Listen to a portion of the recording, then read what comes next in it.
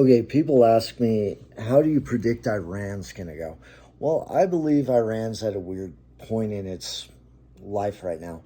So, what I think happens when I see Iran, I see a country that is kind of mismanaged in a weird way. It's mismanaged by a religious entity that is not able to get past, like, basically the 1500s in their leadership abilities.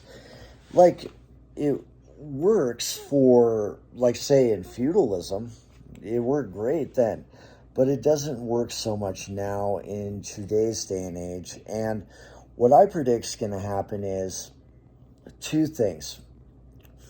Let's say if Israel wouldn't have attacked or whatever, right? Through the Rising Lion or whatever their operation is. So if they wouldn't have attacked, within 20 years, Iran would have faced a civil war, and the regime would have got toppled anyways because they abuse human rights and things like that, right? But, and like, hurt women and stuff, right? On the other token, with Israel, like, engaging in a war with Iran right now, those people are going to hold on to their nuclear weapons enriching, if that's even going on. Let's just toss that to the side, the nuclear weapons thing. It kind of feels almost like that George Bush thing, whatever. But just know this, that I believe that no matter what, Iran is poised to have a regime change, no matter if it's in 20 years or now. And I believe Iran's going to have a regime change because they invested all their military assets into basically gaining terrorist proxies and engaging only in that. Technically, they've actually been in a war with Israel, in a proxy war, for the last 70 or 80, well, since the 70s, 60s or 70s. They are like you hear about Hamas, Gaza, all that, they are the main supporters of that. And it sucks, but, for there to actually be peace in the Middle East, the Crown Prince, which is basically the king of Iran, his name is Reza Pahlavi. Reza Pahlavi, I think. I don't want to butcher that name.